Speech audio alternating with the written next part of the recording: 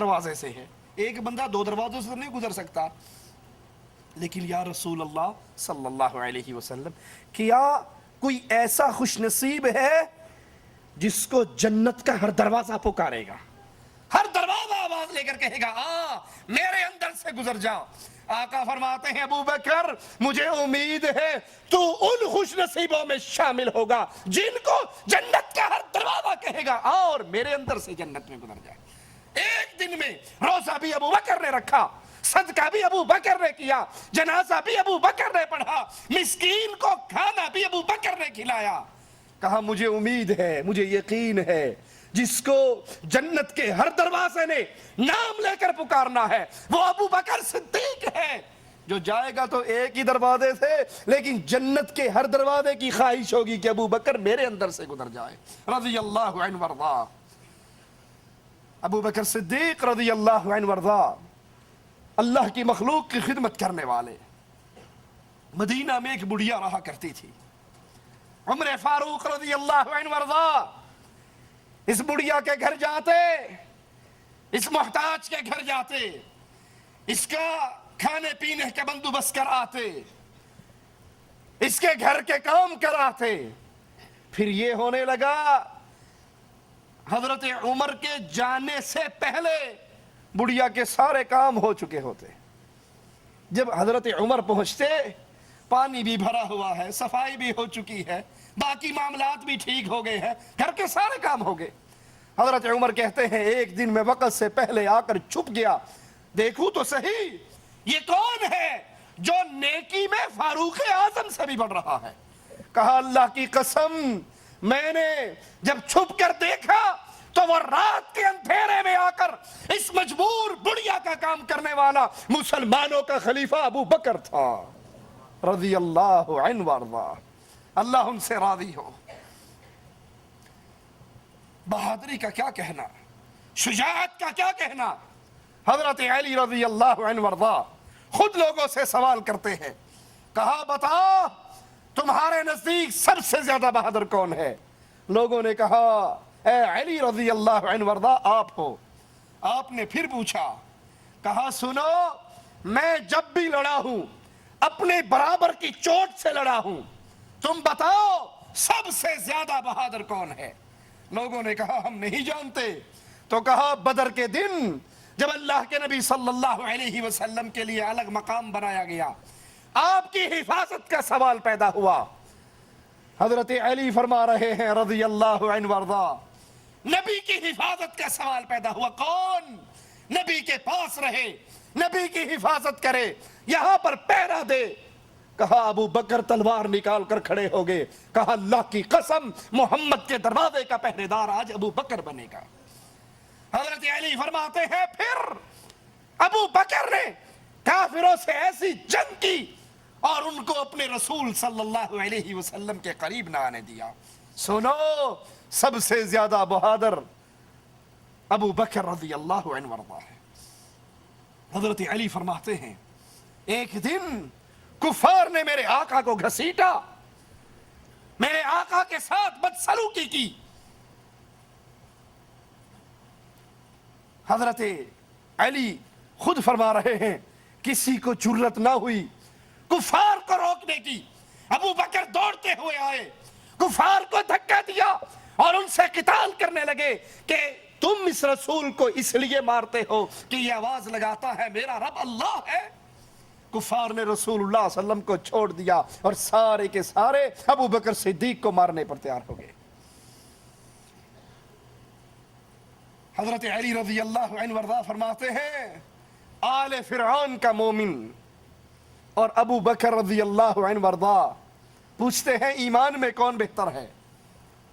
کہا اللہ کی قسم آل فرعون کے مومن سے ابو بکر 1000 درجے زیادہ افضل ہے، کیونکہ آل فرعون کے مومن نے اپنے ایمان کو چھپا لیا تھا اور ابو بکر رضی اللہ عنہ وارضا اپنے ایمان کا اعلان کر رہے تھے.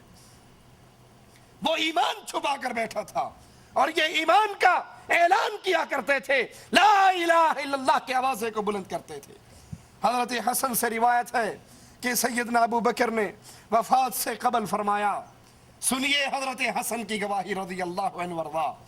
وفات کے قریب امیر المؤمنین خلیفۃ الرسول ابو بکر صدیق رضی اللہ عنہ وارضا فرما رہے ہیں، لوگو یہ اونٹنی جس کا دودھ ہم پیتے ہیں، یہ پیالہ جس میں ہم کھانا کھاتے ہیں، اور یہ چادر یہ عمر کو دے آؤ اور اس کو کہہ دو بطور خلیفہ یہ چیزیں میں نے بیت المال سے لی تھی اور آج مرنے سے پہلے بیت المال کو واپس لوٹا رہا ہوں.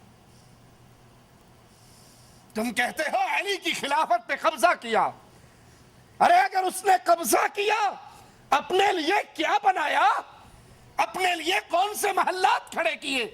اپنے آرام اور آسائش کے کیا سامان اکٹھے کیے؟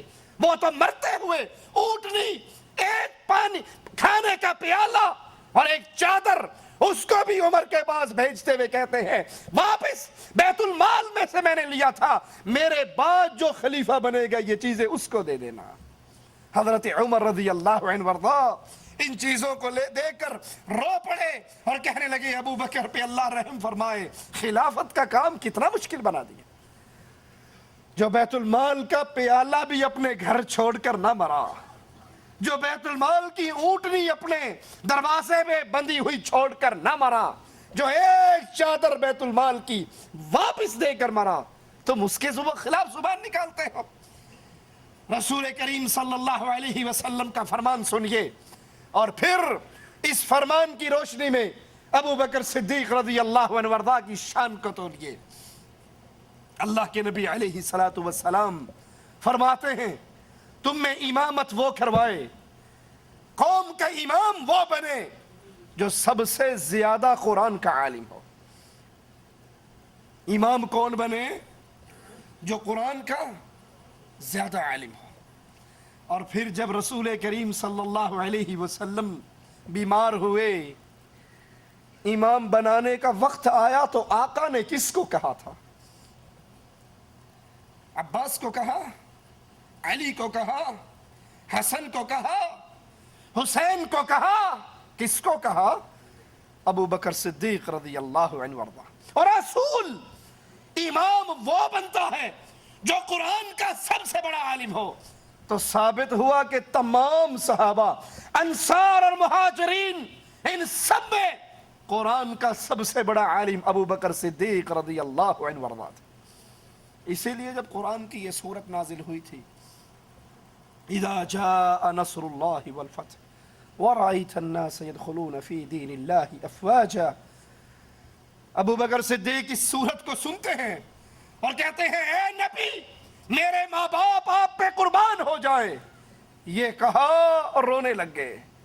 لوگوں نے کہا اس بوڑھے کو دیکھو، کتنی خوشی کی بات ہے کہ دین اسلام پورا ہو رہا ہے، مسلمانوں سے مدد کے وعدے پورے ہو رہے ہیں، لوگ لشکر در لشکر اسلام میں داخل ہو رہے ہیں، اور یہ ابو بکر رو رہے ہیں.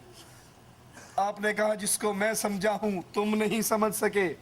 جب اسلام غالب ہو جاتا ہے، اسلام پورا ہو جاتا ہے، تو پھر اس نبی کی حاجت اس دنیا پہ باقی نہیں رہتی. جہاں اللہ کی نعمت پوری ہوئی ہے وہاں اس آیت میں یہ پیغام بھی ہے کہ اب جناب محمد کریم صلی اللہ علیہ وسلم ہم سے جدا ہونے والے ہیں.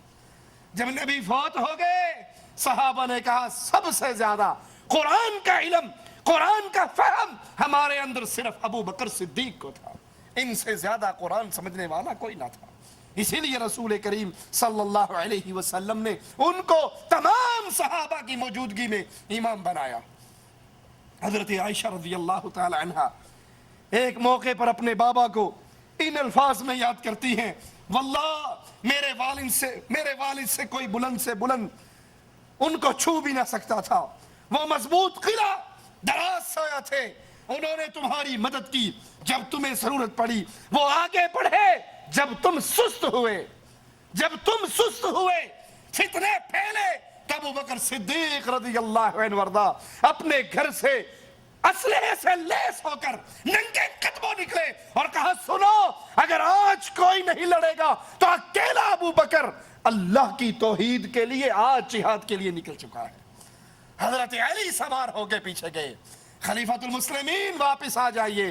اگر آپ کو کچھ ہو گیا پھر خلافت کا نظام دوبارہ قائم نہ ہو سکے گا. تمہاری مان لے کہ اہل بیت کی دشمنی تھی ابو بکر سے، تو جب ابو بکر جہاد کے لیے نکل رہے تھے حضرت علی کو تو کہنا چاہیے تھا نا چھیتی جاوے جان چھوٹے میرا راستہ صاف ہوئے. وہ پیچھے کیوں گئے تھے؟ انہوں نے منتیں کیوں کی تھی؟ وہ واپس لے کر کیوں آئے تھے؟ تم جھوٹ بولتے ہو، علی سچ کہتے ہیں. علی اور صحابہ کی محبتیں تھی، پیار تھا، اسی لیے حضرت علی ابو بکر صدیق کے پیچھے نکلے. حضرت عائشہ فرماتی ہے بچپن، جوانی، بڑھاپے میں میرے بابا قریش کے نامور مردوں میں سے تھے. وہ محتاجوں کی مدد کرتے، وہ اسیروں کو رہائی دلاتے، ان کا تعلق اللہ سے بہت قوی تھا، یہاں تک کہ انہوں نے اپنے گھر میں مسجد بنائی تھی.